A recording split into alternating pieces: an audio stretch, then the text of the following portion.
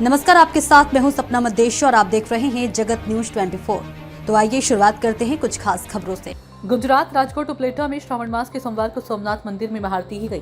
श्रावण मास महादेव जी का प्रिय मास है। इस मास के दूसरे सोमवार को मंदिरों में सुबह से ही भक्तों ने हर हर महादेव के जयकारे लगाए। महादेव जी का फूलों और बेलपत्र से श्रृंगार कर पूजा अर्चना की गई। ये मंदिर लगभग 300 वर्ष पुराना है और प्रत्येक सोमवार को इस मंदिर में अलग अलग श्रृंगार किए जाते हैं और महाआरती की जाती है। इसके बाद श्रावण मास के दूसरे सोमवार को महाआरती की गई और बड़ी संख्या में शिव भक्तों ने महाआरती का लाभ उठाया।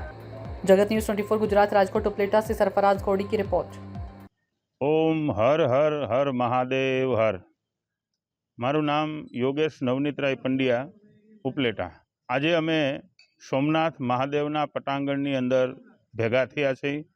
આજના શ્રાવણ માસનો સોમવાર એટલે દરેક ભક્તો માટે ભગવાન શિવજીની આરાધના, ભગવાનની ભક્તિ અને પૂજા કરવા માટેનો ઉત્તમ દિવસ હોય છે। પરંતુ આ જગ્યા છે એનું ખૂબ મોટું મહત્ત્વ છે। 300 વર્ષની આશરે પૂજા આ શિવાલયની થાય છે, જેમાં અમારી પણ અનેક પેઢીઓ અને સુખદેવ બાપુનો પરિવાર એટલે નિલેશ બાપુ, મહંત શ્રી વિવેક બાપુ અને એનો પરિવાર બધા જ લોકો તન મન અને ધનથી ભોળાનાથની પૂજા કરવા માટે એકઠા થાય છે। અને દરેક ભક્તો સાથે ઊભેલા જે કોઈ ભાવિકો છે એ કોઈ પણ પ્રકારના જ્ઞાતિ જાતિના કોઈ ભેદભાવ વગર ભગવાન ભોળાનાથની સેવા કરવા માટે પોતાના ઘરબાર, વ્યવસાય અને વેપાર મૂકી અને અહીંયા કાયમને માટે સોમનાથ મહાદેવની પૂજા કરે। આવા દિવ્ય મંદિરની અંદર આજના સોમવારના દિવસે હજારેક માણસોની ભીડની અંદર ભગવાન મહાદેવની અમે બધાએ આરતી કરી।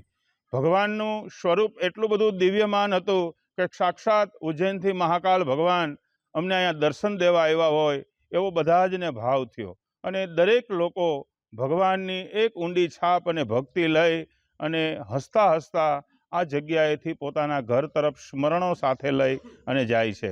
આ સોમનાથ મહાદેવનું મંદિર એ ઉપલેટાની અંદર સૌથી પ્રાચીન અને પરમાત્માનો એટલો બધો સાક્ષાત્કાર છે અને દિવ્ય સ્વરૂપ છે કે અહીંયા જે કોઈ ભક્તો આવે છે એના દરેક કામ ભગવાન ભોળાનાથ કાયમને માટે પૂરા કરે છે અને બધા હોંશેથી પોતાના કોઈ પણ પ્રકારના દુઃખ હોય, કોઈ પણ તકલીફ હોય એ ભગવાનને અર્પણ કરે અને એ ભોળાનાથ એ બધા જની રક્ષા કરે।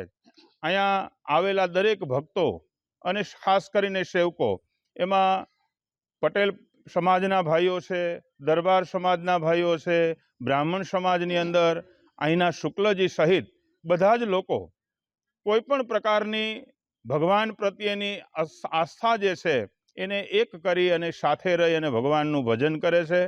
તો ભગવાન ભોળાનાથને અમે બધાય ભેગા થઈ અને એવી પ્રાર્થના કરીએ કે દરેક ભક્તો અહીંયા જે તમારી પાસે આવે એનું ભગવાન સોમનાથ દાદા દુઃખ છે એને દૂર કરે અને અમને બધાને એવી શક્તિ આપે કે અમે કાયમને માટે ભગવાનની પૂજા કરી શકીએ। નમઃ પાર્વતે પતે હર હર महादेव।